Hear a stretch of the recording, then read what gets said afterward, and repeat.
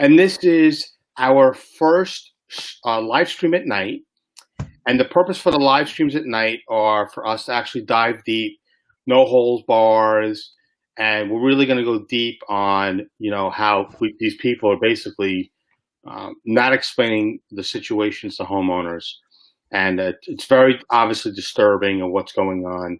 And we just want people to understand, look, it's not even a question of, staying in your lane. It's really more or less a question of understanding the lane that you're in, because we're not going to stop somebody from being educated or basically talking about how amazing they can or can't be at short sales, but at least find out the information. Please, for the love of God, make sure it's correct, because we are getting a ton of feedback from real estate agents and or homeowners and or investors that are basically saying to us that files are dying. They're not being set up correctly. They're going into contract prior to they really need to go through as far as the timeline with whoever the investor is, which is 7 to 15 days.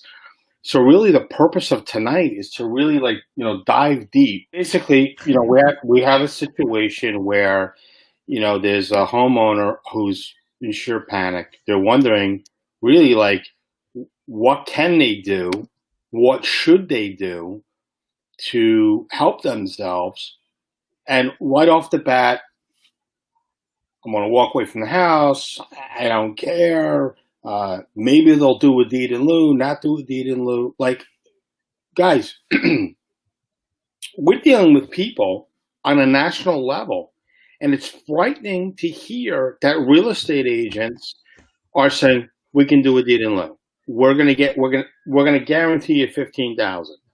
We're gonna guarantee this. Stop saying the word guarantee.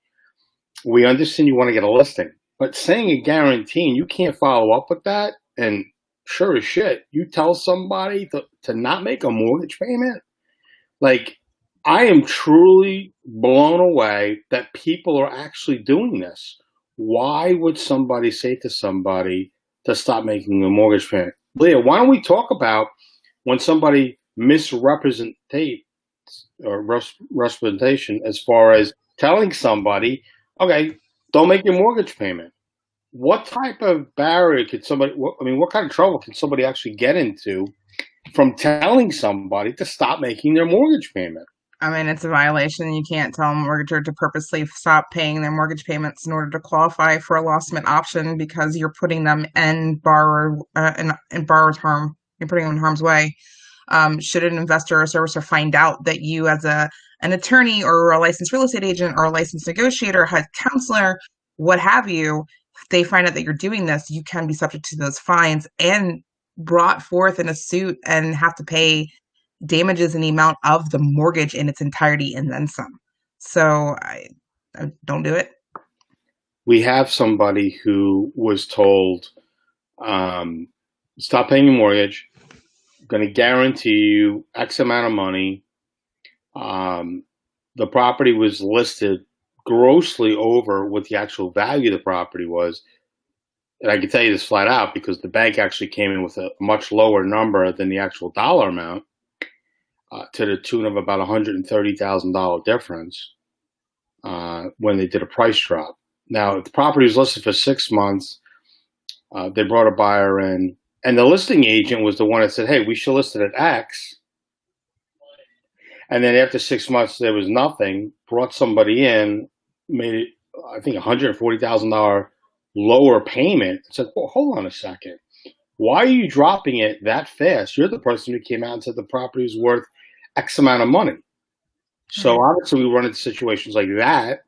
And then there's a question of inspections that have to be done on the property. And not being able to offer an inspection to a homeowner and basically say, hey, there's a huge problem with, let's say, something like a septic system, or they found an oil tank, whatever it is, and you're not willing to give that report to the seller of the property to show them that there's an issue with it, knowing that that person's been maintaining the property properly over the last 10 years that they've been in the property.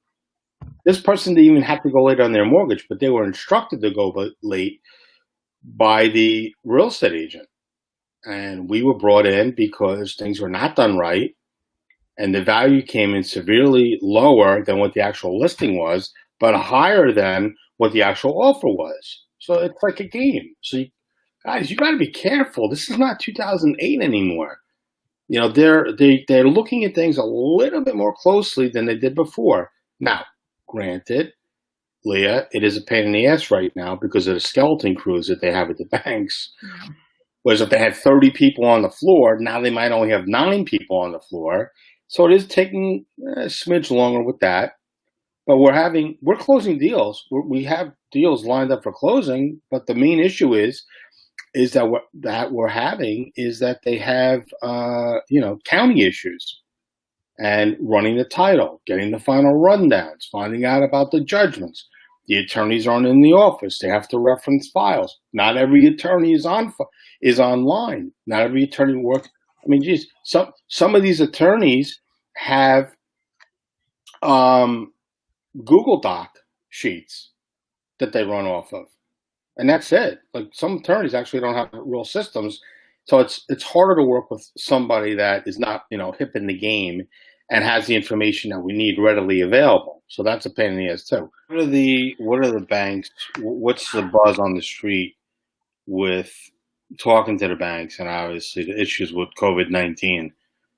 Are they being more willing to work with us and be more gracious and help?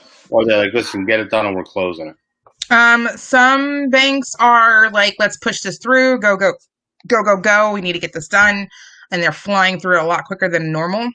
Mm-hmm. Some banks are forcing people into forbearances, no matter what. And some banks are kind of just taking their sweet ass time. So kind of depends. So it's a little bit of a mix. Yeah. Most definitely. So I had a couple of agents tell me recently that like the NJAR is in specific Jersey. There's some mixed signals. I mean, they were deemed essential 3 weeks ago, but you still have some brokerages that are like, you cannot show. I know Keller Williams was big on that. No offense to any of my KW agents, but I know that there was a memo that I got forwarded saying that you can't show properties. You can't write contracts. I'm like, whoa, that's kind of intense. I know that some of my Commonwealth states are running into that issue. They can't even draft a contract. They can't even go up on the MLS. Some of the MLSs would block them from listing. So, I mean, I guess it's going to kind of depend on what state by state, but those states that are open, like here in Missouri, it balls to the wall. They're listing and advocating. I actually had somebody knock on my door asking me if I wanted to put my home up for sale. And I was like, no, I'm not in distress. I'm perfectly okay. And I like my house. So thanks, but no thanks. So look, this thing is obviously going to be broken up. We're working on a couple of different things. We're working on, doing a podcast, which we're going to take the audio out of these videos and we're going to put them out there for people so they can listen, on their, does anybody even have an iPod anymore? Does that even exist? Or no? No, I don't think so. So, on their regular phones or what have you, the information that we're going to be bringing on Tuesdays and Thursday nights is more or less going to be updates that are coming up in the market. We're going to be bringing in special guests like tonight. We're trying it out. We have that link up there. If anybody wants to jump on and they want to add some value to conversation and they know what you're talking about, by all means, take that link, put it in your browser, click on it, come on, put it on your phone. Make sure that you're not going to get phone calls and get dropped off.